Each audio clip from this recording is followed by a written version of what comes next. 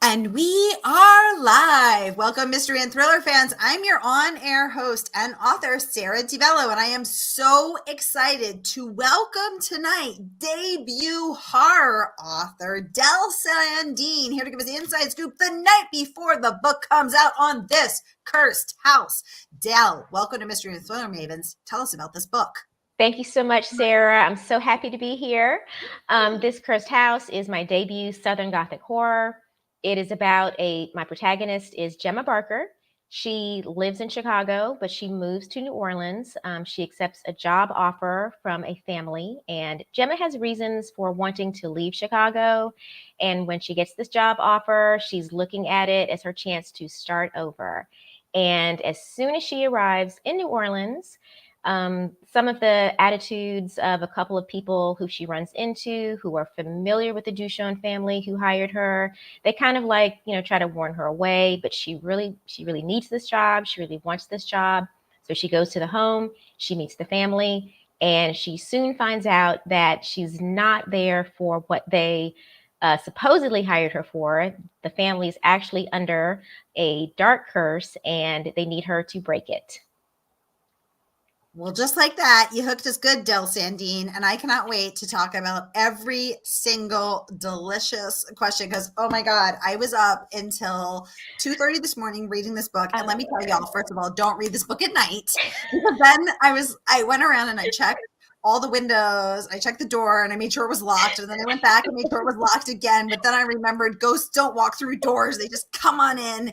Right. And I was like, okay, don't think about it. Don't think about it. So only read this book in the light, but you have to read this book. I love this book and I'm so excited to talk about all the details. Okay, let's first welcome everybody. We are broadcasting live to 7 different destinations across Facebook and YouTube. So mystery and thriller loving friends, no matter where you're watching from, you are in the right place. This is the right time. It is Mystery Monday. And because Mondays can be murder, we're going to make it a little less painful and get your week off to a killer start.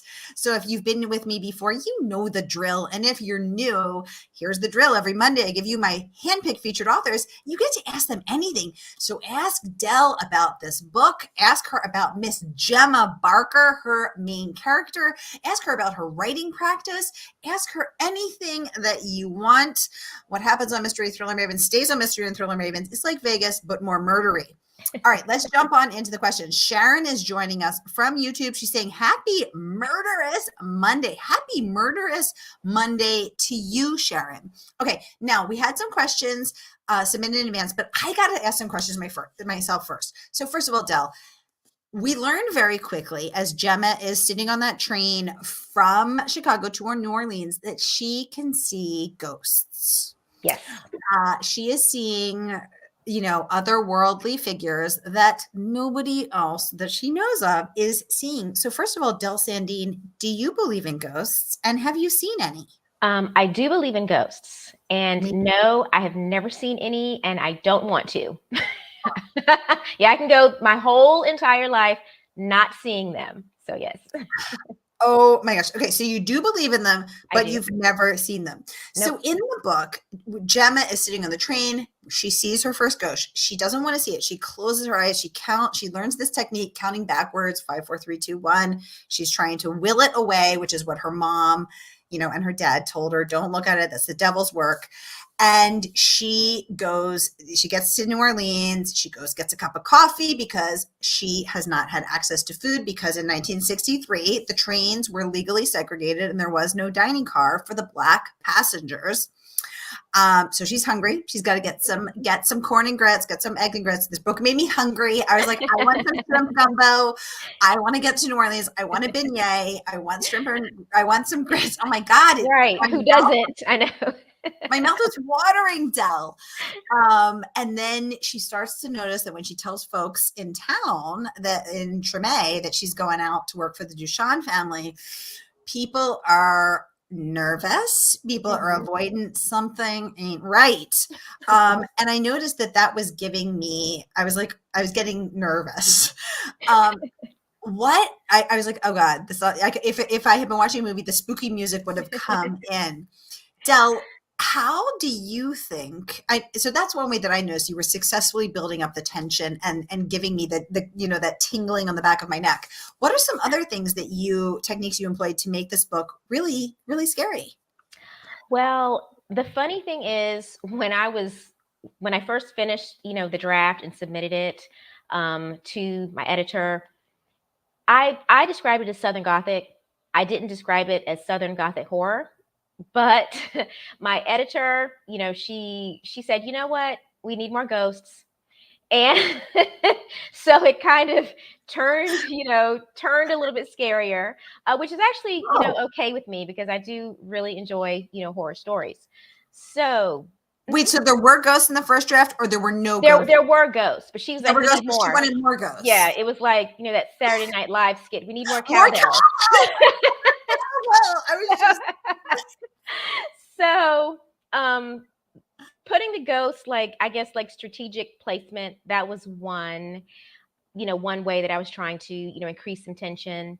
And the other thing was sprinkling in some of the family's odd behavior, like Facette with the lullaby, that Gemma would hear.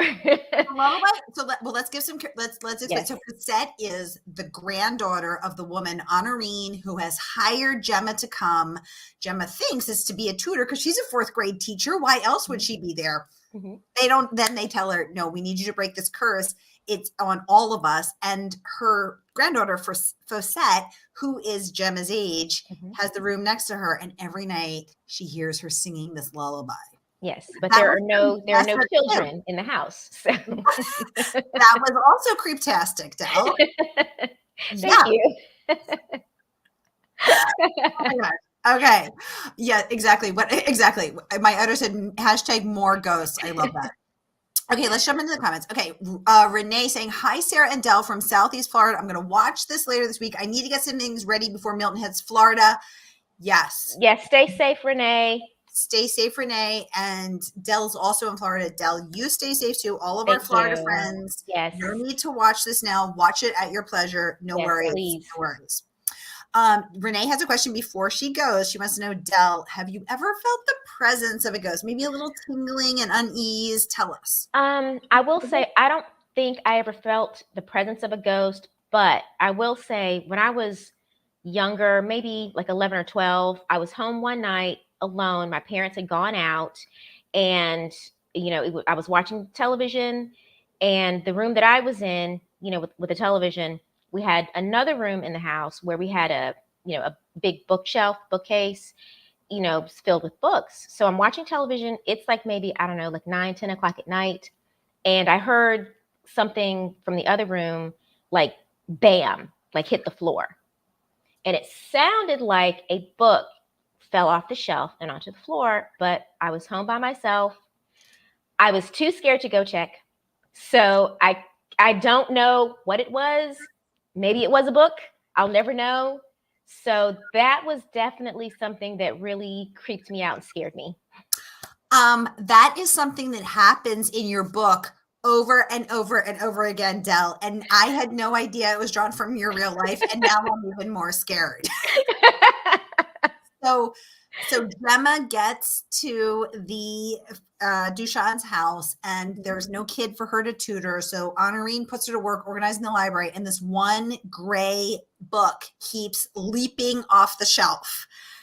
And Right. if it was me, my little dust tracks would be running back to Chicago. But Yeah. Gemma, a braver soul, stays. She keeps putting it back on the shelf, and it keeps jumping off. Oh my God. Well, she wanted to leave, but Honorine was like, no. So when Alice Feeney came on the show for her series, she told me that her neighbor's house is haunted Oh my gosh. and books fly off the shelf every night. And the neighbor says, just ignore them, because if you comment on it, they get madder and it happens more. Oh my gosh. Well, would you live in that house? No. No. No. No. Oh my God. No. Exactly. Jane Brannigan Kaufman, welcome to the conversation. She said, if Sarah is this excited about this book, I definitely need to read this one. Oh, Jane, thank you. I'm very excited about this book.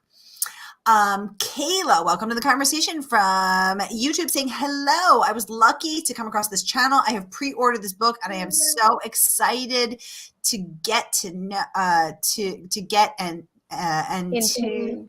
to get into it. Yes. Thank you, Kayla. Thank you, Kayla. I was like, get to know you. Yes, I will get to know you. John is joining us from Facebook saying greetings from Northeast Ohio. Hey, John, great to have you. Kayla saying this book is perfect for spooky season. Oh my God, It Kayla, is. spooky season is my favorite season. That's what we're all about here on Mystery and Throne Mavens. Thank Yes. you. Sharon saying lullabies can be creepy for sure. Exactly, especially if there's no kids around and you're just singing them. I'm going to start doing that just to terrify anyone who can hear me. Elizabeth, welcome to the conversation, saying, do you have a favorite creepy story, Del? I do. Okay, so this is a true story, and this is why I believe in ghosts, even though I've never seen any. Okay, so my grandfather told me when he was a teenager, I guess this was his first job. He was a delivery boy for a pharmacy, and he had to make these deliveries late at night on his bicycle. So one night, he's riding his bike, he's on like a country road. It's dark, there's no lights, and he's riding and he hears someone call from the side of him and they say, "Hey, you." Okay. So there's no cars out there because he would have heard that. He can't see who it is. So he just keeps riding. And then a couple of minutes later, he hears again, "Hey, you," but it's not from behind him like it should have been. It was like from the same distance to the side of him.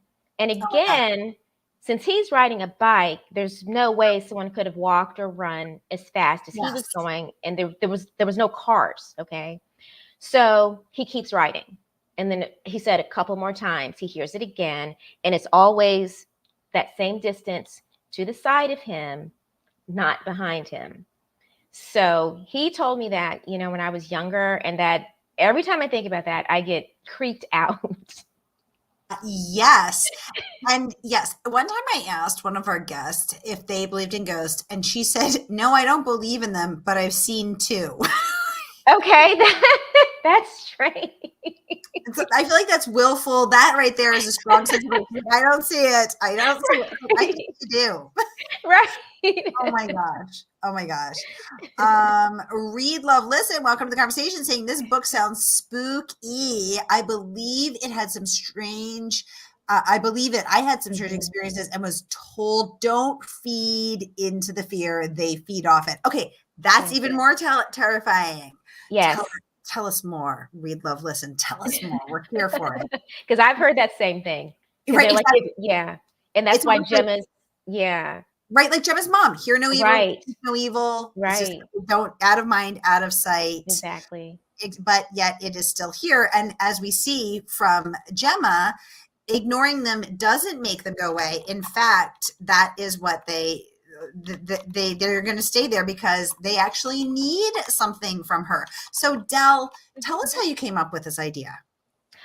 Oh gosh, I was going to say, when I first was thinking of what story I wanted to write, the very first thing that, popped into my head was cursed family. So that was where I started. That's the first thing that pops into your head. Yes. Why is that the first thing that pops into your head? I don't know. And all I can say is that was the idea. I don't know where it came from, but that's what it was. And so the particulars, of the curse, that was what I started with. And I guess when I decided on a protagonist, when I decided on Gemma, I wanted her to have an ability, and ultimately I wanted that ability to not just help her, but also help the family. So I don't know, to me that just seemed, I don't know, I'm not going to say easy, but it seemed like something that it was interesting because even though I've never seen ghosts, since I believe in them, that was like something I wanted to explore. Well, as Jane pointed out in the comments, thank you, Jane, I am excited about this book. And let me tell you why. obviously I love mysteries and thrillers and the subgenres of horror. I don't like gory horror. But this is not gory horror. This is ghost horror, and ghost horror I'm totally fine with. In fact, I love it.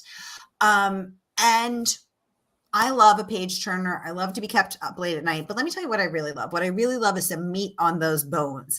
I want my brain to be fed. I want to talk about things that matter. I want to learn as I read. And what I love about a great book, and when I feel fully fed by a book, is when there are bigger, deeper, meatier issues there.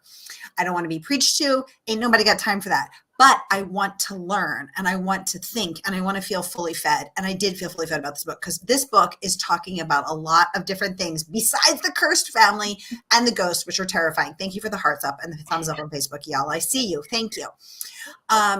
Because we are talking about the history of enslavement in the South. We are talking about segregation, which was legal in 1963, the year that this book takes place. We have marches and sit-ins happening outside of the house, but not inside the house, because they've got enough going on. In this, and it is a former plantation where enslaved people were held, and that like much of the South, is a fact. And so I really loved that. I loved that you dealt with the historical elements. I loved that it was well researched. I loved the details of the train. And I loved that you also were reckoning with larger issues, like, how do we really free ourselves, whether it's from curses or whether it's just from grudges? Anyone else a grudge holder? I hold that grudge till I die. Like, a meme popped up for me the other day. It was like, if professional grudge holder was a job, I would be. And I love that you also were dealing with that, because I was thinking, how would I break a curse? Like, how would one do that? Right. And gives us the answer. And I'm not going to spoil it, but I'm like, oh my God, this makes sense. Oh my gosh. Okay. So that is what I loved about Thank some of the things that you. I loved. Jane, so thank you for bringing that up. Read Love Listen says, that is so scary. I wonder those woods folklore. Exactly. Kayla saying, wow, that story would make me Yeah. Read Love Listen saying, stuff kept disappearing and reappearing outside, but only people home were me, my husband. Oh my God. We never went outside, stuff falling for no reason. Oh my God, it's like the book with Dell. Saw shadow figures with red eyes. No. We moved fast. Very smart. There would be dust behind my heels. Right. Very smart. Oh my gosh. That is terrifying. Sharon saying, I gotta say, I believe in ghosts. My husband and I used to own a 300-year-old antique barn. Okay, some stuff happened in that barn. We know. All kinds of strange things happened. Creepy, but also awesome at the same time. Okay, Sharon, I think we should start holding events in that barn. Maybe a seance. So, there's a seance or two in your book. Yes, I'm going to need to know more about the seance. How did you, like, I don't know anything about seances. How did you research them? I did have to research seances because I've never been involved in one. And really, that's an experience I don't need to have. Tell us everything. What was your research? Did you Google what is a seance? Did you basically, yes, because, it's okay. So, I mean, I assume, people can do it different ways, but the gist of it is, people, they gather together generally in a circle. I think most of the time, they hold hands, like to keep the circle, connected, because that's what I did, with the seance that takes place in my novel.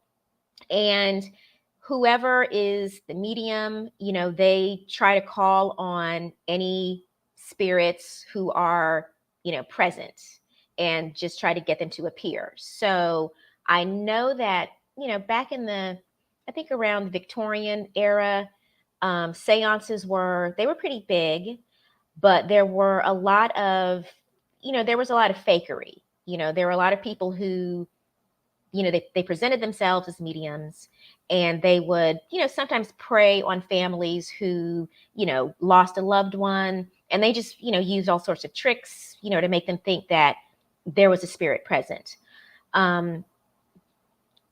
But, outside of the fakery, for people who, do believe in, I could only assume, sure, if you have the ability and you call on something and something's there, yes, it might show up. It might show up, and that's terrifying. Yes. Read Love. This is I just requested this book on Libby. So happy to learn about it today. Yay! Thank you. Thank you. Kayla saying, Sarah, if I hadn't already pre-ordered this book, listen how you speak about it, would purchase it. Yay! Kayla, thank you, ma'am. And for everyone else who hasn't pre-ordered it yet, you can pre-order it from our favorite woman-owned independent bookstore. That is, of course, Murder by the Book.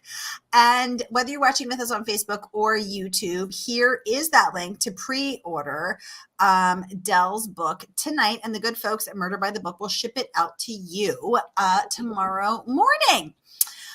So thank you so much. Okay. Sharon is saying she used to hold Halloween book clubs in her haunted barn. That's like the perfect place. I would attend, Sharon. I would attend. Okay. I would too. I would see you in Sharon's barn. See you in Sharon's barn, Dell. Right. Get the candles ready. Right. Dell, I want to talk about some of this praise that your book has earned. Okay. So let's kick off first with Alma Katsu, who has been on the show for her last 3 books. Former CIA analyst, Alma Katsu, turned thriller author and horror author. Alma Katsu, I'm going to pop this up so we can all read it together. She says, in this haunting and chilling story, an inglorious remnant of American history is handled so deftly that you won't believe it's Del Sandeen's first novel. Oh, that is beautiful, Alma. Thank you. She says, it is hard to believe which is more disturbing, the otherworldly goings-on in the Duchon mansion or the racism of the South in the 1960s. I love that review from Alma Katsu. Let's take a peek at some of the other things as well. This one from Rachel Harrison. Again, I'm going to pop it up so we can all read it together. Rachel says that, hold on, I'm going to pop it up. She says, that's Alma's, an absolute marvel of a debut from a prodigious talent. This Cursed House is a richly atmospheric, utterly chilling ghost story, an enthralling puzzle box of family scandals and secrets. That's also an unflinching examination of the insidiousness of racism, the horrors of colorism, and how the toxicity of hate is a curse that traps us all with the worst of ourselves, a spellbinding Southern Gothic. What I loved about Rachel's review is that she talked about as that line, that how the toxicity of hate is a curse that traps us all with the worst of ourselves. Yeah. Now, Del, let's talk about that, because that's what Rachel says it so much more beautifully eloquently than I did. But there's something there, because not all of us have seen ghosts. Not all of us believe in ghosts, but all of us have experienced hate. We've witnessed it or been on the receiving end of it or seen it in the world. Did you set out with the goal of making that a part of your book? Like, I want to address this. There's a lot of division and a lot of anger and a lot of hatefulness in our world right now. Or were you like, oh my God, I never even thought of that?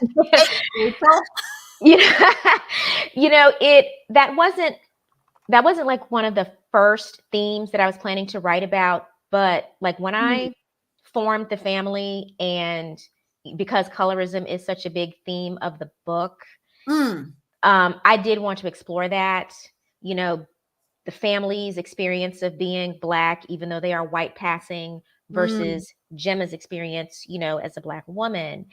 And because of that, I said, anyone, who has read the book or will read the book, I have said that because of how the Duchons thought, and their beliefs, like they were trapped in more ways than one. So when I was reading it, before she even when she's in Treme having her coffee, or she's walking through Treme on her way to find the coffee, to find Lulu's cafe to have her coffee.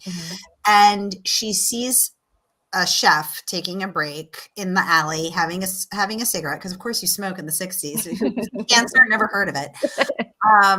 And at first she thinks he's white, and then she realizes he's Black. And I was like, what? I was like, oh, this is going to play a part in this book, which it does. Why did you want to address that, Del?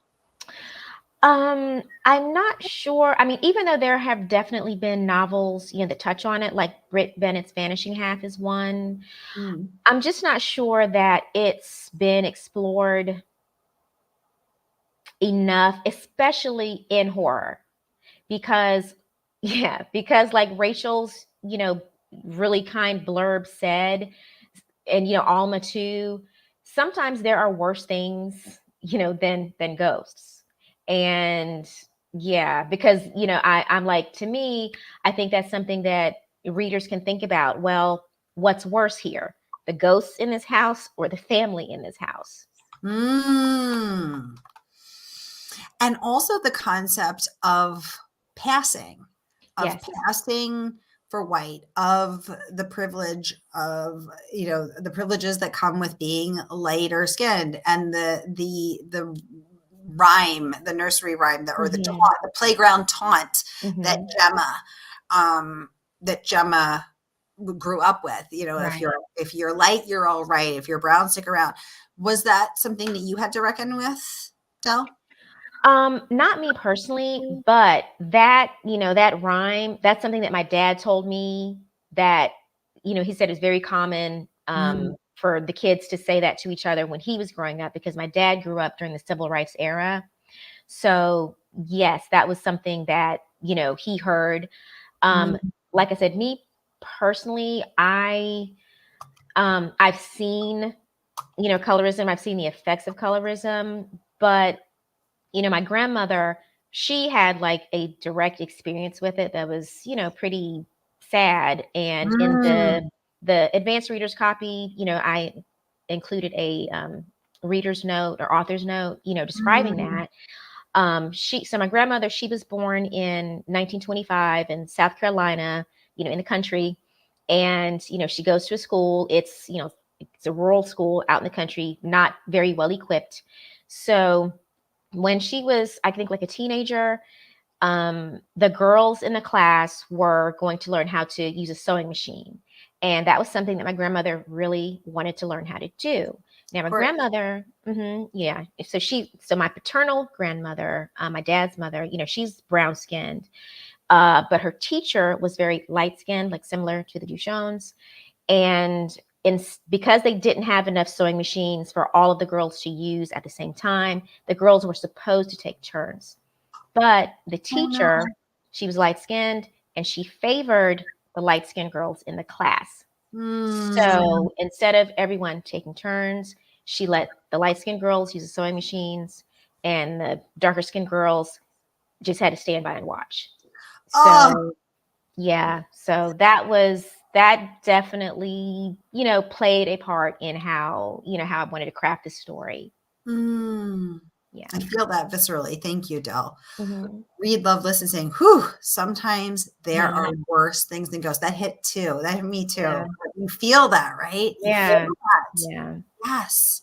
And you get right in it, but it doesn't feel like, again, it doesn't feel like, okay, sit down, we're gonna have a class about this. Yeah.